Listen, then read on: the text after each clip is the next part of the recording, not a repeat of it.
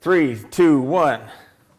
What's happening, everybody? Regan here alongside Steven for MB Artist Comic Vomit. Forget this one's working. Just keep this one's going. This is like keep take going. 7.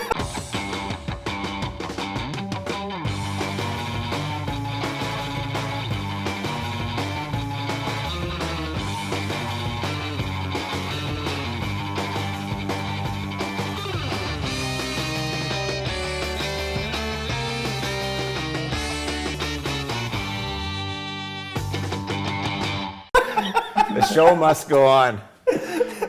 I'm actually excited about today's episode. Last week, I kind of sat still and listened to these guys talk about The Mandalorian for 45 minutes, and now I'm playing catch up.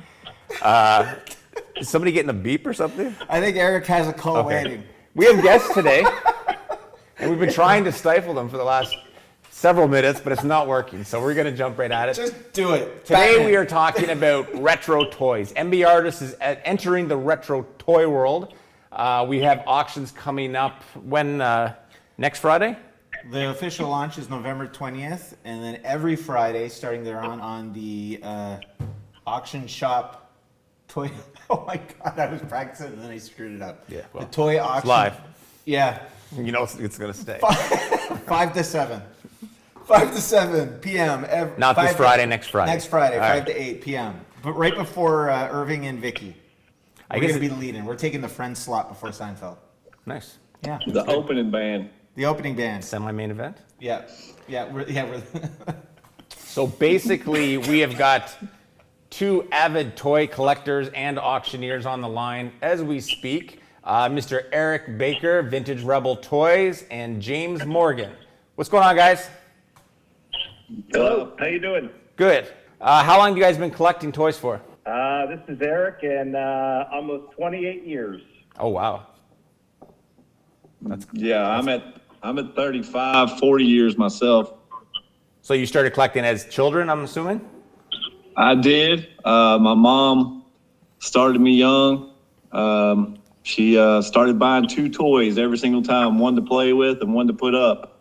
Nice. And so that just got in me that, I'm always going to buy one to play with and I'm going to put one away to collect. That's smart.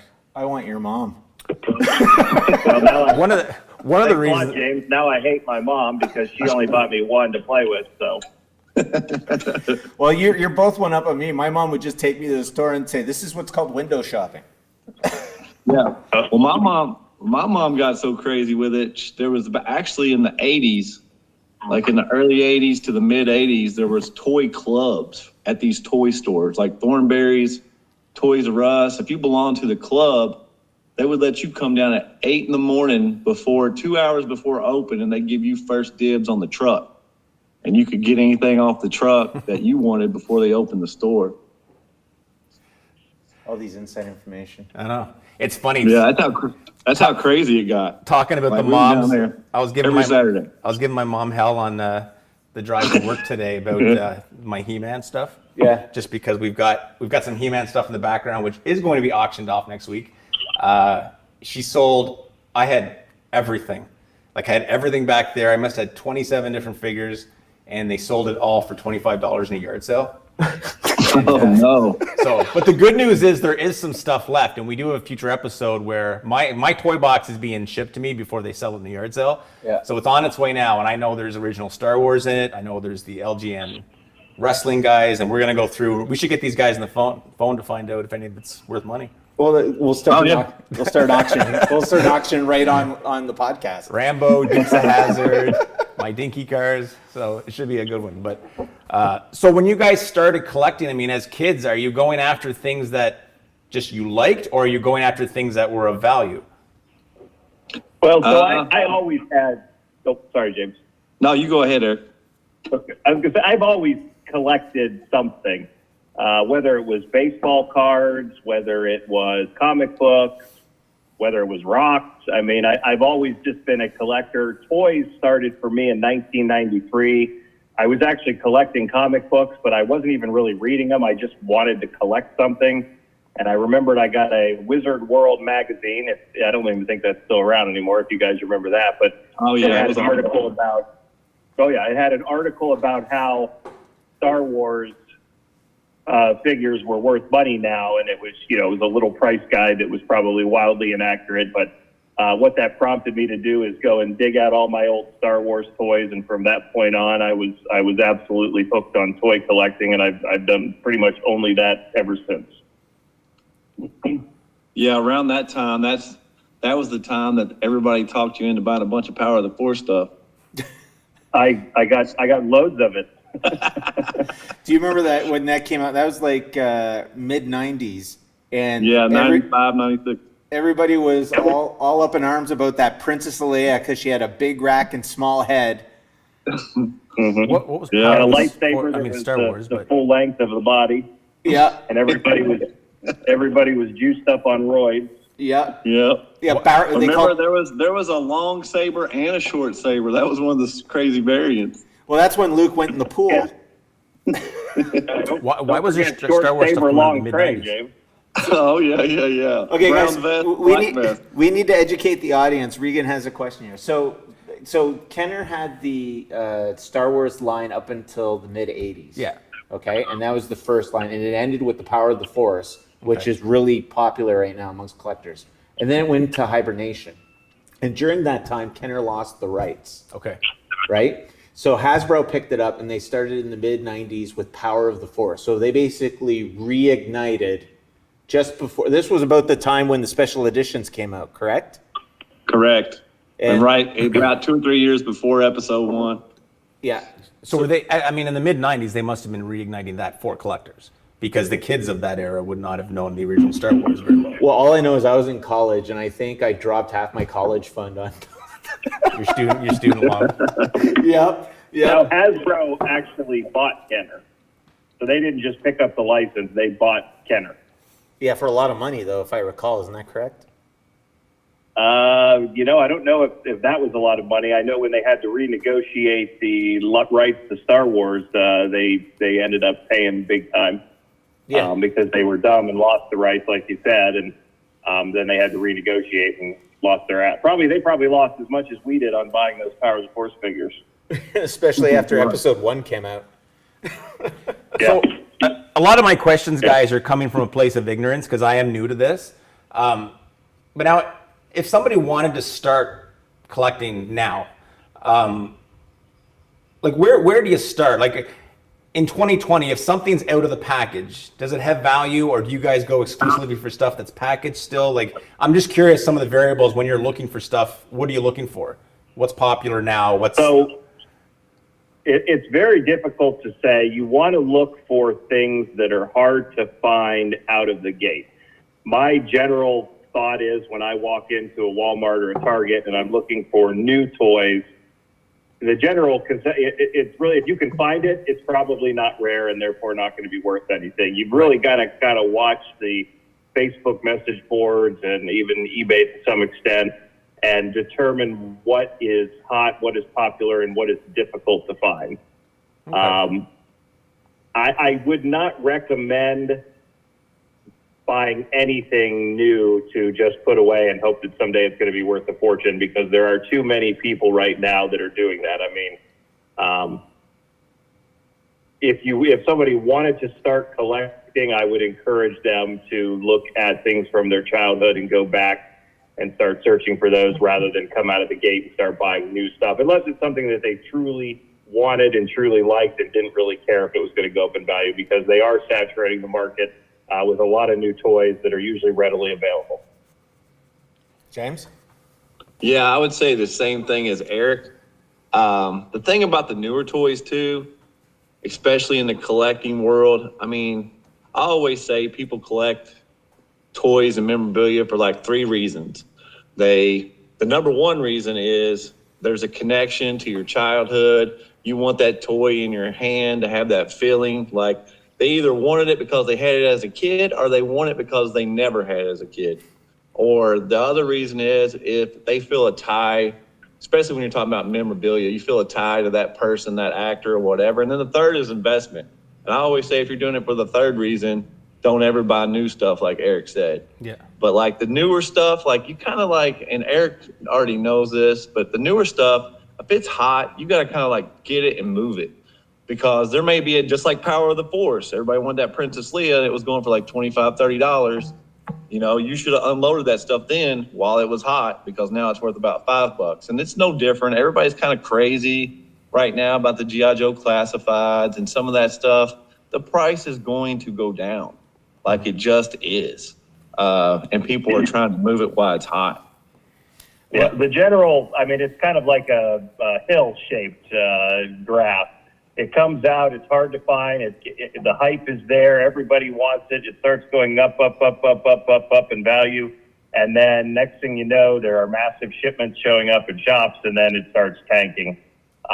Case in point, the new He-Man line. I mean, the new He-Man line, they were selling Skeletor for probably $50-$60, 15 in the shop, and now you can go to pretty much any Walmart and they're peg warmers.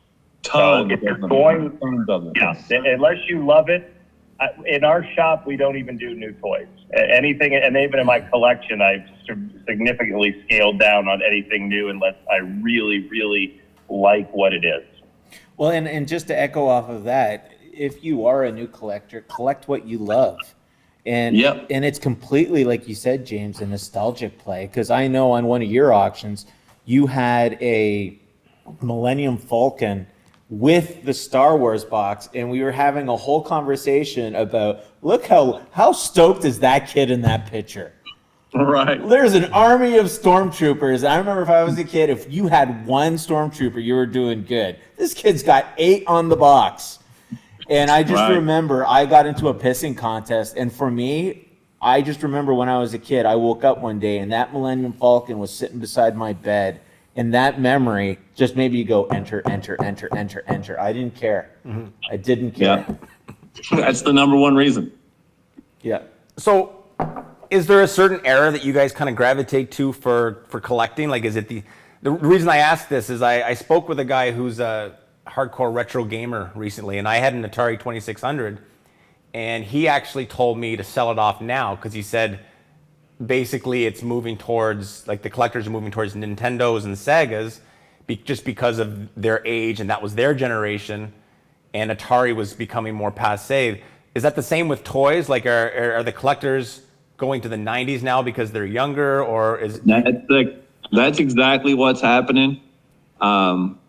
You know, even as fast, and Eric can chime on this too, just even in the last 6 months since I've been doing this as an auctioneer, and I've been going into auctions, you know, I've seen, like, you'll have some auctioneers that auction off like 60s and 70s stuff, like the Big Jims, the Bionic Mans, the Matt Masons. That stuff will still sell, but it ain't hot anymore. And what's happening is you got, you know, me and Steve were in our 40s, and I don't know how old Eric is, but I'm guessing about the same.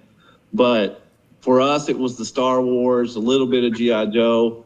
But now these kids, they're not kids anymore. They're in their 30s. So they're where we were at 10 years ago. They, for the first time, have disposable income to where they want to put that toy in their hand when they was a kid. So it's shifting. I've even seen it shift a little bit away from Star Wars, and especially in Eric's auctions, it's shifted to like Silverhawks, Mask, mid 80s stuff to late 80s stuff to early, and you get into Ninja Turtles in the 90s. That stuff's hot right now, just because, like I said, these kids in the 80s have come into their own now and now have disposable income. Well, again, I agree. I think the 80s right now is still the hottest, but I'm starting to creep into the early 90s.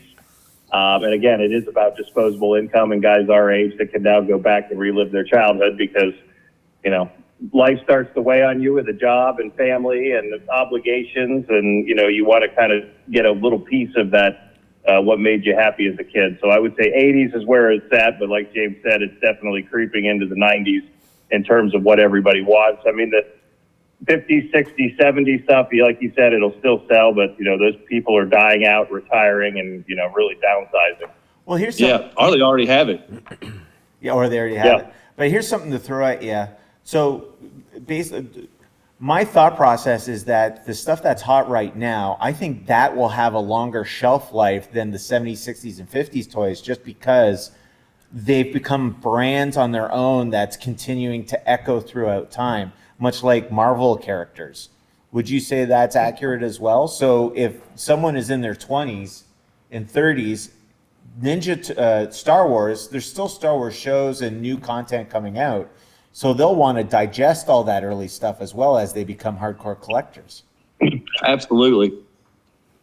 I think yes, to a point. I mean, a kid in their 20s, there's $1,000 carded Star Wars figures. A kid in their 20s doesn't really differentiate between that 1977 mint on card figure and like a 2002 mint on card figure. They're the same character, but vastly different in price. So I think you're right. The longevity will definitely be there, but you're not going to be selling the high end stuff to a younger person, in my opinion.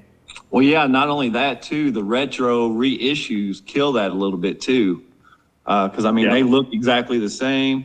They're $15 versus, and they don't have the childhood attachment to it like we do.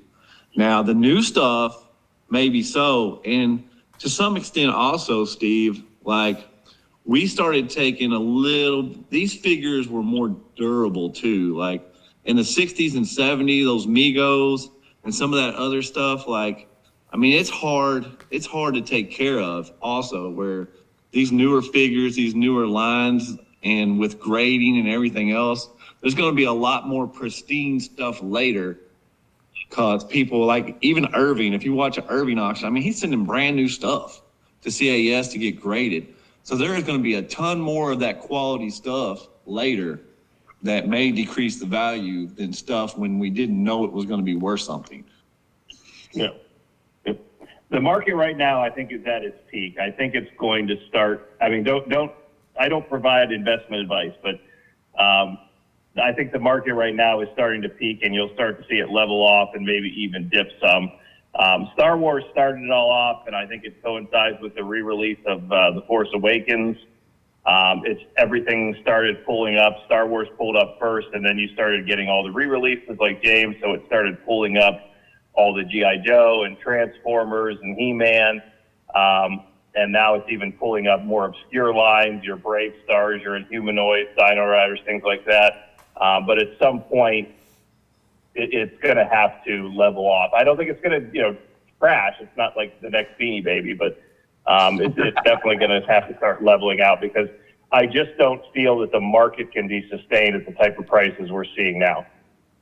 I totally agree with Eric on that one. That's why, I'm every week we're pumping it out. So if you guys, because I'm curious for other people who have toys in their parents' basement right now, what would be like 3 or 4 things that if you guys could grab them right now or find them, that would be like huge wins for you as an auctioneer? Just like 80s toys we'll go with. What's popular or what's obscure? Well, G.I. Joe's Obscure, go ahead, James. But like more particular like items. Oh, Like if it's G.I. Joe, like.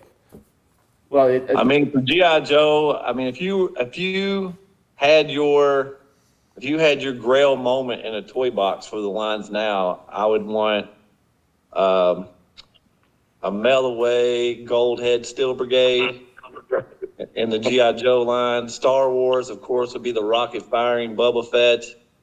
And then He-Man would be the Wonder Bread He-Man Mail Away. Those would be the 3 figures off the 3 main lines. Maybe a Thundercats, whatever that crazy goat man is. I just blank of his name. well, the Driller's pretty hot too. Hungosaurus is the rarest Thundercat. Yeah.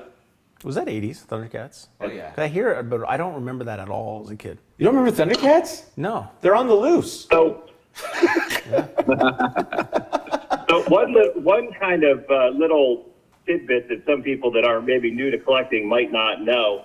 You would think in many cases it's the start of a line, like the early figures, that have the most value. When it comes to Star Wars and He-Man especially, the ones that are later in the line, when the line was dead and kids had moved on, those are actually the ones that are the most valuable. So when you're looking at like a loose figure collection, and I'll take Star Wars, for example, the figures that came out in 85 when the line was pretty much dead are much, much more sought after than the ones that came out between 77 and 83, with a few exceptions. I've got one figure from 85. There you go. The rest, it's all the 70s stuff. What's the most expensive 85 figure? Most expensive 85 figure would probably be Yak Face, which it's debatable whether or not it was ever even released in the U.S. I think it was, but it was very limited.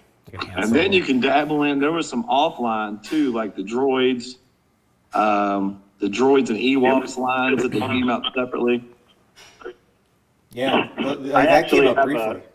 if you want to get into real obscure collecting, I actually have an unproduced prototype of a figure from the Ewoks cartoon that I picked up not too long ago. Oh, that's Yeah, awesome. I picked up the coins.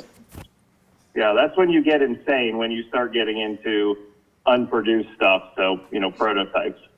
Yeah. And Cincinnati is the mecca for that. Well, that's where Kenner was, right? Yeah. Yep. That's cool. In terms of your own, let's talk about your own personal collection. This is where I'm going to get curious. We're going to do some deep dives. What's for each of you? We'll start with Eric. Eric, what is give me a couple of your prized possessions in your current personal collection.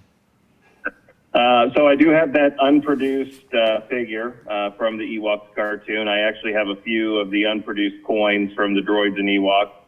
I actually have a 1978 3-pack.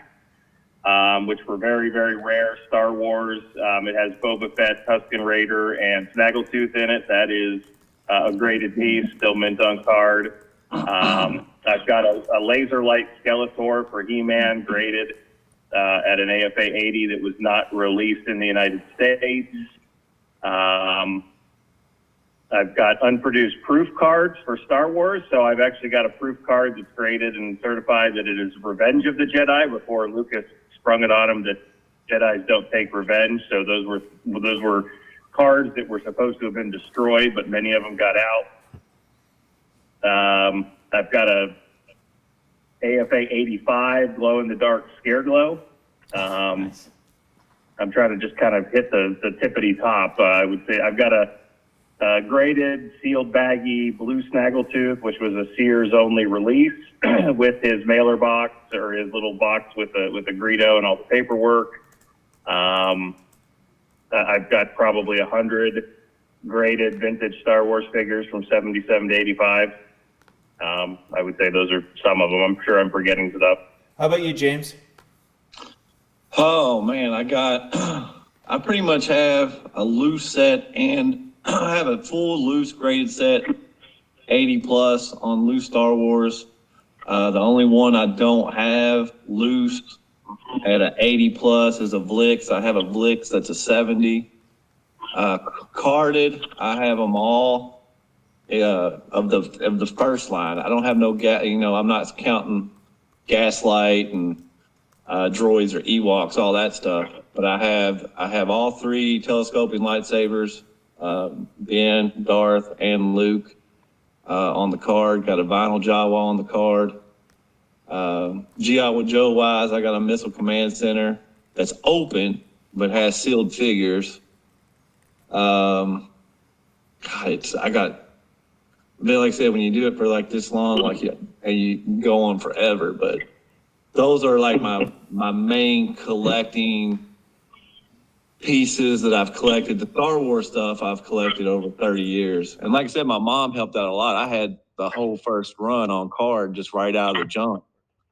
Cause I got the Star Wars. I got two other brothers. My brother's got the He-Man and the other brother's got the Joe. Well, so we'll switch over a little bit to the auctions now. So you guys both do auctions. Eric, Vintage Rebel Toys. Where do you do your auctions from? Are they Facebook? Well, they're both. Yeah, we do Facebook Live. So we have a physical shop location that, it's been closed since March, but we're actually reopening tomorrow. Oh, nice. It is just Rebel Toys, not Vintage Rebel Toys, but we are in Delaware, Ohio. So on top of the brick and mortar, we also do live auctions. We do them directly from Collectors Toy Shop and Auction House Nice. Facebook group, and we are on Tuesdays at 6 p.m. to 9 p.m. Eastern Time. Sweet. He got a primetime slot. Oh yeah. This is your nemesis? No. Trying to steal his time slot. Yeah. The new kid in town. What about you, James? I do them from my house. I actually have a huge living room where I've actually, my wife was like, we've pretty much thrown away the living room, and it's full of toys. I got a pool table and a air hockey table in the living room, and pretty much that's where I do them from. I have it set up, with lights and cameras on my laptop. That's where I do them from.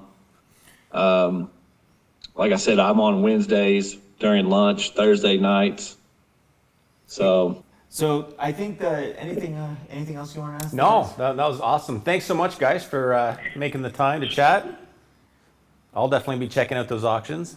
And do me a favor, send me some pictures of some of the items that you talked about that were your favorite, and we'll put it in the podcast so everybody can drool a little bit. okay, sweet. Okay. Thanks for your time, guys. I really appreciate it. Have a good one, guys. Big thanks to Eric and James for sitting in with us today and telling us a little bit about toy collecting. I don't know why I find this really intriguing. Mainly because, like I told you, I had the conversation recently with my parents demanding that my toy box be sent to me before it's all gone. I want to see the ring. Yeah, I know there's like a ton of Dinky Cars, Lego, Rambo, Dukes of Hazzard, a ton of Star Wars, which was actually my brother's. You're raising expectations, you know that. Yeah, what do you mean? I'm expecting like carded figures now and things mint in the box. But yeah, we definitely, when that gets here, we'll have to actually do an episode where you literally like raid my toy box. We can just kind of see what's in Break there. your heart. I don't want to, the thing is, I'm so nostalgic about that stuff. I don't think I'd ever sell any of it. Like, I would absolutely, if I participated in those auctions, I would be a nostalgia buyer. I don't think I would, like, if you told me Thundercats was the most valuable stuff, I have no recollection of that as a kid. Yeah. So it's like, I don't think I would buy that. I think I would go after the things that I'm drawn to. The LGN wrestling figures is one, with the ring and steel cage, which I've already got, I think, everything for that. So this seems to be my process. Is I get into something, and when I start collecting, I do it based on pure nostalgia and trying to re-embrace my childhood. Yeah. However, as you start deep diving into it, you start gaining an appreciation for collectabilities in general and the history behind this stuff, because you want to start absorbing anything you can. And then all of a sudden you like, there is no way I would have collected G.I. Joe 2 months ago. But I blame Jamie Coker 100% for suckering me in, and now I'm getting figures and all that. The thing I find interesting too is that there's been kind of a shift in terms of the acceptability of toy collecting. Like you think back to, like, I guess it would be 2005, the 40-year-old virgin. Yep. Remember, he collected toys and they thought he was crazy, and and now it's not as looked at quite the same. It's actually like it's more widespread accepted. I don't think it's mainstream where a lot of people are doing it yet, but there's definitely I large disagree with amount. you. I think it is mainstream now. If you look at the explosion, I think you can source it back to the explosion of the MCU. The MCU, essentially in its popularity, allowed comic book collecting to be accepted, and then that started edging into other collectibles, and that's where the toys are coming into play. The 80s kids that now have disposable income, they want to recapture that, and everything is purely a nostalgic play, and everything that was old is now coming new again. Like James and Eric were saying, is like they've come out with a new Masters of the Universe line, which is basically an echo of the old one. Well, I was thinking that when they mentioned that, like, 80s nostalgia is big right now with all the TV shows coming back, and so it is almost like new again.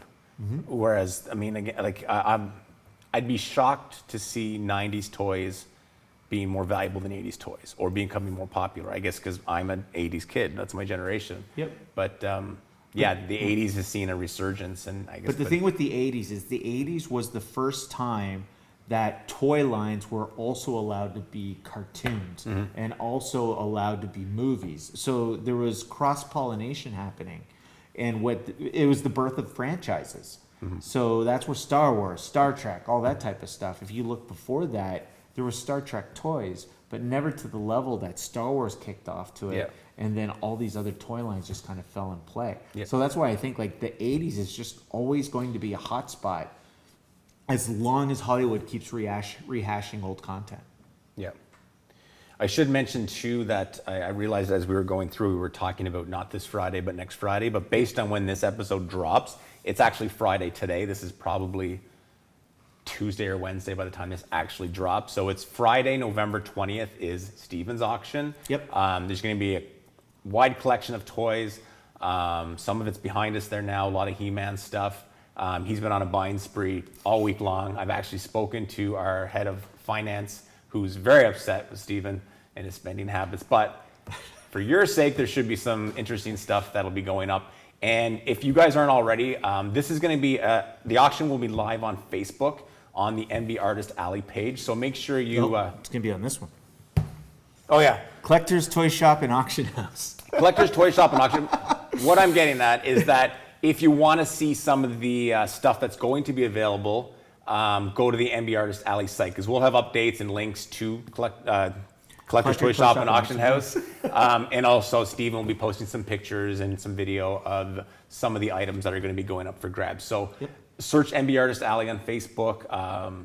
Subscribe to the page if you're interested in this, and hopefully we'll see you at the auction. And just real quick, if I can, what we're trying to do at these auctions is be different, have a little bit of a uniqueness to it in terms of what we're going to bring, original art, remark art prints, comic books, that type of stuff. We're really going to do a nice cross section and try to bring in some unique items that you just don't find. Do you know what artwork's going up yet? Yep, we're gonna have some Jamie Coker stuff. His villains lineup. We'll have two of those: nice. Cobra Commander and one of my favorites. Skeletor. Oh, it's beautiful. Skeletor's behind it. Yep. That we're gonna have some of our golden tribute stuff from Planet Comics and Phantom Lady. We're just gonna have a really nice cross section, and we'll be able to have art prints that are available on mbartist.com. We'll also have available on the auction. Perfect. Yep. Hope you guys check it out. Thanks so much for checking out the podcast and for supporting MB Artist. And look forward to seeing you guys next Friday. Take care.